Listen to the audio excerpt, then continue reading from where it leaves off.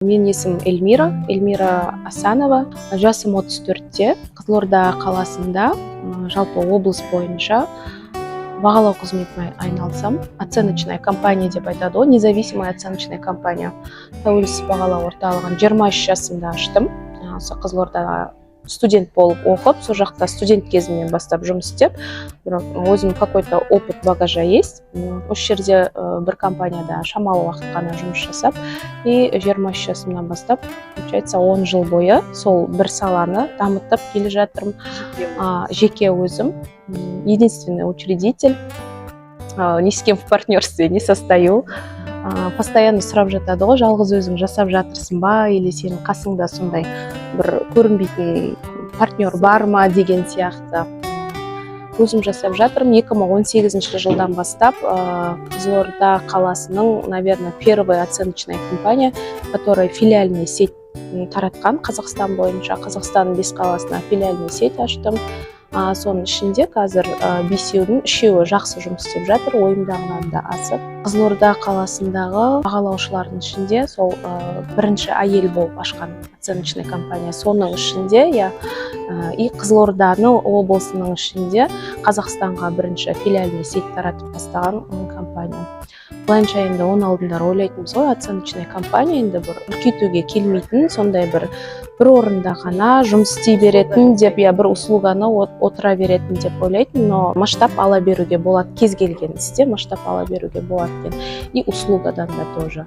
Одан кейін осы 10 жыл айналысып болдым, тағы да может басқа жақтан өзімді сынап көрейін деген мақсатпен MBA-ге түстім. MBA-де осы Қызылорда халқына көп 10 жыл бойына енді қызмет жасап келе жатырмын ғой, бірақ көбінде жұмыс жасағанда басшылар көмекшілерін жібереді, бухгалтерларды немесе юристтарды, олар мені көрмейді, мен оларды көрмеймін, бірақ телефонмен көп адаммен байланыстамыз, даусымды білет, телефоннан өзімді білет, бірақ бетпе-бет ешкіммен кездескен емеспін. Асанова Эльмира десе, наверное, бір үлкен қызды елестетті маны көрген кезде, жас қыз екенсің ғой, кішкентай қыз екенсің ғой деп жатады да. Сол 10 жылдан кейін осы Қызылорда қаласында MBA-ді көріп, ол жерде именно сол бизнес өкілдерінің жиналатын бір ортасы ғой.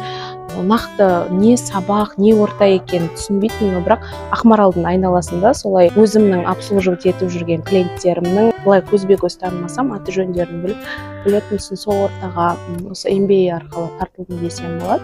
Қуантқаны, өзім танысқан кезімде өзімді танымайтын, компаниямды білетін елдер. Солайынан да ортаға тез сіңісіп кеттім десем болады. Одан кейін енді қазір туризм саласынан көріп жатырмын, турагентство ашып. Одан кейін тағы да третий проект, это уже пока в секрете, да? Бастамасы болып жатыр, Құдай қаласа, оны да жақын арада жариялаймыз деген ойдамын. Басындағы бір 3 жыл, қазір даже есімде жоқ, сол бір қатты бір қиын кездері ғой. Басында рынокқа кіруің, бірінші өзіңді таныстыруың, басқалардан ерекшеленуің, ұстап қалуың да, одан кейінгі сол бір 3 жылдан кейін 2015 пен 2018-дің арасында тағы да бір сондай бір қиын кездер болды. Сол кездері ойладым, может жауып тастасам екен, может тағы басқа жақтан өзімді көрсем, но не получается у меня. Сосын жалпы енді негізі әйел адамдар бизнесті кірісіп жақсы жасайтын болса, әйелдердің бір өзінің обаяниясы бар, харизмасы бар, олар клиентті жақсы тарта алады да, жақсы сендіре алады, бірақ егер өзі де сол істеп тұрған ісіне сеніп тұрса, сендіре алса да жұртты, что она справится. И сөйтіп келген клиенттерімнің арқасында қалдым деп ойлаймын. Өткен ойладым, енді почти біраз уақыт өттім, біраз адамдар маған сеніп келіп жатыр дегендей да. И жаңағы әйелдердің де бизнеста жаңағы айтып жатқаным өзінің істегеніне сеніп дегенім, өткені қасында конкуренттер, ер адамдар или біздегі халықтың ортасындағы қалыптасып кеткен жаңағы старый стереотип, әйелдер жасай алмайды, әйелдер жасамау керек деп те ойлайтын, к сожалению, адамдар бар.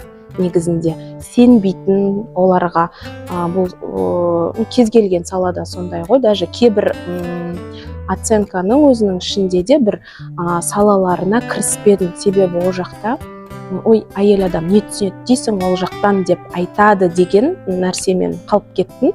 Возможно, я кейін қосылатын шығармын ол салаларға да, но сөйтіп те шынымен де сол стереотиптерден уланып қалды деп айтамын. Енді қалай айтады, соған еріп кеттім да, соған или сеніп қалдым мен де. Сөйтіп өзімді пробовать етпей қойғанда, негізінде я әйелдерге сол әйел болғаным үшін кездесетін қиындықтар бар, жоқ емес. Ол әлі күнге дейін бар. Сондай жағдайлардан адам сынып қалмаса, наоборот, ол нәрсе адамды шыңдайды негізінде, ол нәрсе қайтадан тағы да. Значит, мен дұрыс нәрсе жасап жатырмын.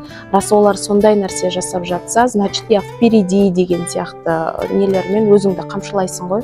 Дальше и сөйтіп жабылмады. Солай биыл февральда 10 жылдығын кішігірім атап өттік. Фильмдар шығар, сол негізінде көп фильмдар бар ғой, то, что именно женщины справляются, что они могут деген фильмдар, сосын жалпы өзінің арманың ғой, адамның өзінің бір не нәрсені бастағанда да, или жалпы адам болып қалыптасқаннан өзіңді бір көретін, ана жақтағы сенің уже бір өзіңнің картинаң қалыптасып қояды ғой, мен осы адаммын деген, и сол адамға обращение жасау керек па, или сол бір арманды еске алу керек па, сен өзіңді осылайнан қабылдайтын едің ғой, или соған жартысы жасалды, енді шамалы қалды ғой деген секілді да, и жалпы қиындық болмаса, мотивация өшпесе, негізі тағы да әрі қарай мотивация алып кетіп, разгон алу деген нәрсе болмайды деп ойлаймын. Потому что перезагрузка ғой, өшіп, прям өшкеннен кейін қайта қосылу деген, это қайтадан бір жандану, қайтадан жаңару ғой. Өзгеріс болмаса, қорқу керек деген сияқты нәрселерді айтқанда бұрын түсінбейтінбіз ғой. Негізінде бастан өткізеді адам, содан кейін расымен де қалаған нәрсесі болса, әйтеуір бір вход-выходтары, күш-қуаты тағы да табылады ғой. Рахмет көп жетістік тілеймін. Рахмет.